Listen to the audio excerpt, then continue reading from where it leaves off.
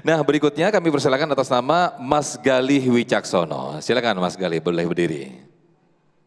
Bismillahirrahmanirrahim. Assalamualaikum warahmatullahi wabarakatuh. Waalaikumsalam warahmatullahi wabarakatuh. Ya, Pak Ustadz, saya izin bertanya dalam hal menyambut Lailatul Qadar 10 malam terakhir ya, 10 hari puasa terakhir. Yang pertama, apa tanda-tanda Lailatul Qadar itu akan terjadi gitu. Kemudian ciri-cirinya seseorang dapat Lailatul Qadar itu seperti apa, dan jaminannya ketika kita itikaf untuk berlailatul qadar itu, apakah seseorang yang itikaf itu dapat Lailatul Qadar itu? Oke. Iya. Baik, terima kasih Mas Galih. Pertanyaan kalau bisa saya ringkas adalah bagaimana, apakah jaminan ketika orang beritikaf akan mendapatkan Lailatul Qadar? Ya, Silakan, ini Ustaz. pertanyaannya berat nih. Ini kalau saya tahu ada pertanyaan begini, saya nggak datang tadi nih Bu. Nih. Jadi soal Lailatul Qadar, saya perlu rapikan dulu logika kita tentang Lailatul Qadar. Banyak logika yang klinik, halu ketika bicara Lailatul Qadar. Oh saya itikaf, terus mata saya kunang-kunang. Kayaknya saya dapat Lailatul Qadar kayaknya. Itu halu, dukun itu. Saya itikaf, terus kayak ada cahaya yang masuk ke dada saya. Itu lapar. Ya, bukan itu Lailatul Qadar. Saya keluar rumah, saya ngelihat rumah sujud, pohon nyungsep, batu sujud. Kayaknya Lailatul Qadar nih. Enggak juga, bukan itu. Saya ngelihat keluar rumah langit mendung aja. Kayaknya Lailatul Qadar. Itu juga bukan. Ya, teknologi bahkan bisa mengatur cuaca. Ya, kalau cuaca menjadi satu-satunya tanda Lailatul Qadar, bukan itu. Apa yang paling membuat hati kita tenang bicara Lailatul Qadar, yaitu penjelasan para ulama. Qadar, lailah artinya malam, Qadar artinya syaraf, kemuliaan. Halo, Assalamualaikum. Lail artinya Qadar, kemuliaan. Berarti Lailatul Qadar maknanya Lailatul Syaraf, malam yang mulia. Oke, malam yang mulia. Hal hunaka asyraf min ta'alluqil qalbi billah? Ada enggak yang lebih mulia daripada ketika hati kita merasakan momen dekat sama Allah? Ada enggak?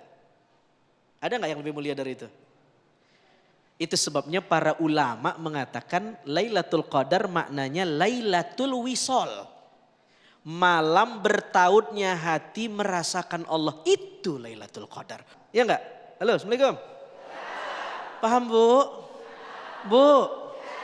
Makanya di akhir Ramadan apa hubungan Lailatul Qadar sama itikaf? Lihat, makna itikaf dari kata akafa, maknanya al-iqbal, al-habas, menghadap Allah, lalu kemudian menahan diri hanya istiqomah bersama Allah. Apa hubungan itikaf sama Lailatul Qadar? Iya, mestinya makin akhir orang hatinya makin menghadap Allah, bukan ngadep mall. Jadi itu Lailatul Qadar. Nah, apakah orang yang itikaf pasti dapat Lailatul Qadar? Ya kagak. Karena berapa banyak orang yang itikaf cuman fisiknya doang, hatinya kagak ngadep. Ya Bu? Bu? Ya Bu ya? Paham Bu? Itu sebabnya itikaf juga bukan satu-satunya jalan dapat Lailatul Qadar. Kalau itikaf satu-satunya berdiam di malam hari itikaf. Bagaimana yang kerjanya jadi satpam? Bagaimana yang kerjanya jaga malam? Kita mah enak, gawenya siang. Orang yang kerjanya malam, itu sebabnya tadi ulama bilang itikaf itu bukan hanya fisiknya tapi hatinya. Jika orang tidak di masjid tapi hatinya bersama Allah, dialah orang yang itikaf dan mendapat Lailatul Qadar. Itu pun bukan berarti kita nggak ke masjid, tetap ke masjid. Ibu-ibu mau itikaf silahkan. Cuman tetap laki diliatin Bu. Bu.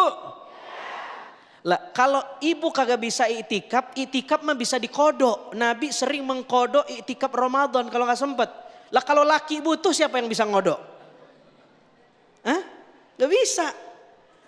Jadi di sini mesti ada fikhul aulawiyah, fikih prioritas. Mana yang prioritas? Tapi ya masa iya tiap jam ngelayanin suami? Kan itikaf perlu 5 menit juga udah dihitung itikaf. Ya Bu ya? Bu. Udah begitu aja dah Bu. Baik, Masya Allah. Ini terperangah karena nanti mau segera mempraktekkan Ustadz. Ya, begitu. kayaknya begitu Insya Allah begitu. Wajah-wajah dapat Lailatul Qadar semua. Amin, amin, Masya Allah. Terima kasih boleh duduk kembali Ustadz Azhari Nasution atas jawabannya, Masya Allah. Nah pemirsa, di segmen berikut kita akan hadirkan da'i dan da'iyah kecil kita untuk tampil memberikan tausiah kepada kita semuanya dalam segmen Da'i Cilik Damai Indonesia.